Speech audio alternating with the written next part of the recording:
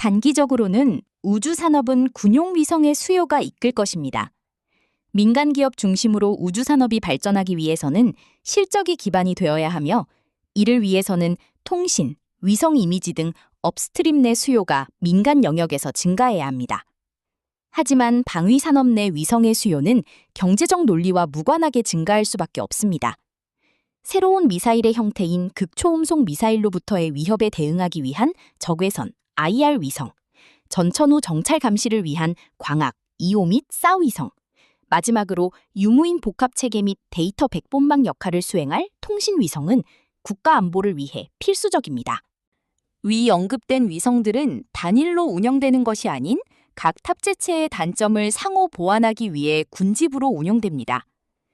EO-IR 센서는 기상 환경에 취약해 전천후 운용이 불가능한데, 이를 보완하기 위해 가시광선 및 적외선보다 파장이 긴 마이크로파를 활용한 SAR 위성을 복합적으로 운용해야 합니다.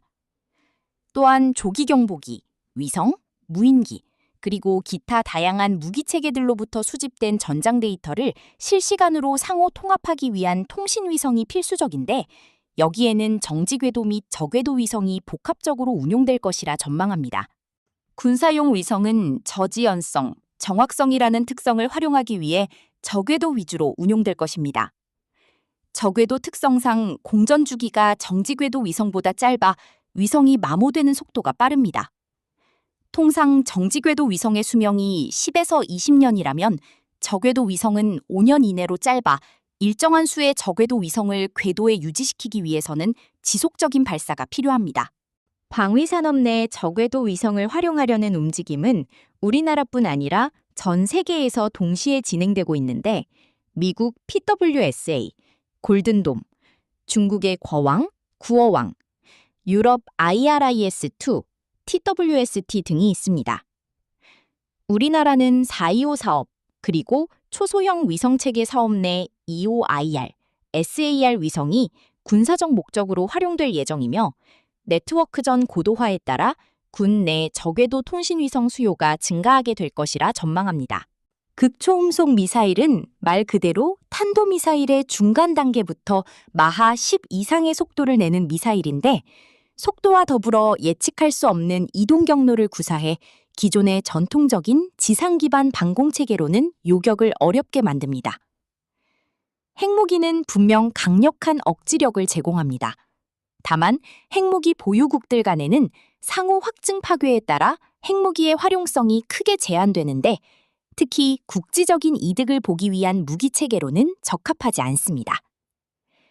때문에 핵무기보다 위력은 떨어지면서도 요격하기가 불가능해 외교적 우위를 제공하는 무기체계에 대한 수요가 높아지게 되었는데, 여기서 탄생한 것이 바로 극초음속 미사일입니다. 중국의 경우 2019년 건국 70주년 행사를 통해 DF-17이라고 불리는 극초음속 순항미사일을 공개한 바 있으며, 러시아 또한 2017년 이후 3M22 지르콘, 아방가르드 미사일을 개발 및 양산하며 A2AD, 반접근 지역 거부 전략을 더욱 강화했습니다. 하지만 어떤 무기체계든 창이 있으면 방패가 있기 마련입니다.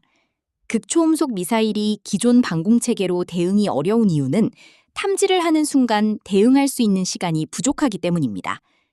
조기 경보기와 지상 방공체계 간 데이터를 공유해 미사일을 탐지한다고 해도 지구 공률상 한계로 탐지거리는 400km 정도가 한계인데, 마하 10, 초속 3.4km를 가정하면 약 2분 정도의 요격 가능한 시간이 도출됩니다. 모든 방공체계의 경우 한 번에 100% 요격을 하겠다는 개념으로 설계가 되지 않습니다. 다층 방공망을 형성해 요격할 수 있는 확률을 높이는 것이 핵심인데, 우리나라 또한 LSAM, 천궁2, LAMD, 천광 등 체계로 다층 방공망 국산화를 진행 중입니다. 요격 확률을 높이는 방법에는 탐지 시간을 늘리거나 다층 방공체계를 더욱 두껍게 구성하면 됩니다. 일반 탄도탄과 극초음속 미사일의 비행 속도, 비행 궤적, 기동성, 추적 및 요격 가능성을 비교해보면 다음과 같습니다. 해당 관점에서 보면 1. 위성을 통해 극초음속 미사일 발사 초기부터 식별. 2. 변칙적인 미사일 이동 경로를 저궤도 위성을 통해 지속 추적. 3. 전통적인 요격 체계 외에 우주 영역에서 미사일을 요격. 4. 미사일이 아닌 레이저 기반 무기 체계로 요격 등 다양한 전략들을 생각해 볼 수 있으며 실제 미국뿐 아니라 전 세계 국가들이 이미 계획하고 있는 전략들입니다. PWSA의 경우 19년 3월 우주개발청 SDA 설립 이후 2020년 국방수권법이 통과되며 법률적 근거가 마련되어 예산안에 반영되었습니다. 그리고 골든돔의 경우 25년 12월 국방수권법이 통과되며 법적 근거가 마련되었으며 개발에 필요한 예산은 총 250조 원, 현재는 OBBA를 통해 최초 개발 및 양산에 필요한 33조 원의 예산이 배정되었습니다. 미국과 유사하게 EU 또한 급초음속 미사일에 대응하기 위한 트위스터, Timely Warning and Interception with Space-Based Theater Surveillance 사업을 진행하고 있습니다. 트위스터는 EU 페스코 내에서 추진되고 있는 차세대 미사일 방어 체계이며 해당 사업의 핵심은 우주 기반 정찰 감시 자산과 통신망, 그리고 지상 요격 체계를 실시간으로 연결하는 우주 지상 통합 시스템을 구축하는 것입니다. 정찰 감시 자산의 경우 적외선 센서에 기반한 오딘스 아이 시스템이 23년 유럽 국방기금 EDF 승인을 받았으며 통신망의 경우 범 EU 차원에서 구축하고 있는 아이리스2 백본망이 담당할 예정입니다.